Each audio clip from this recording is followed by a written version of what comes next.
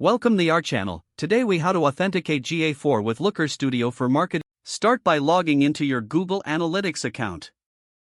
Navigate to the GA4 property you wish to use for your Looker Studio dashboard. Locate the admin section at the bottom left of the interface.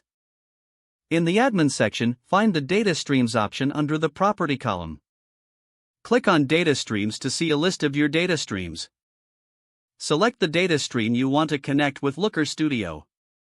In the data stream details, scroll down to find Measurement ID.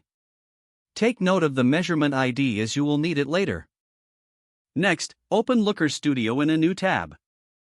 Log in using the same Google account linked to your GA4 property. Once in Looker Studio, click on the Create button in the top left corner. From the drop-down menu, select Data Source. In the Data Source options, search for Google Analytics. Choose Google Analytics from the list of available connectors. When prompted, select the GA4 account that contains your desired property. You may need to grant Looker Studio permission to access your Google Analytics data. Once permissions are granted, navigate to select the appropriate GA4 property.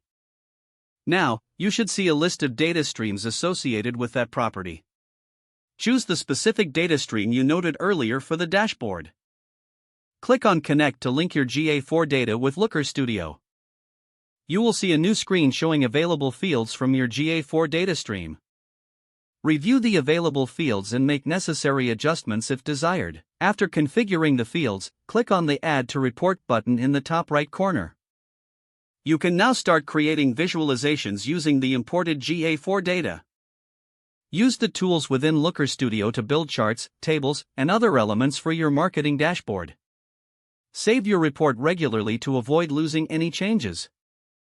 Once your dashboard is complete, share it with your team or stakeholders as needed. This concludes the process of authenticating GA4 with Looker Studio for your marketing dashboards.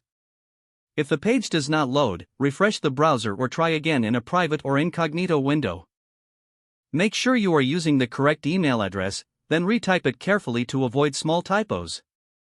If your password is not accepted, use the reset option and create a new strong password you can remember. Don't forget to like this video and subscribe to our channel for more step-by-step tech guides.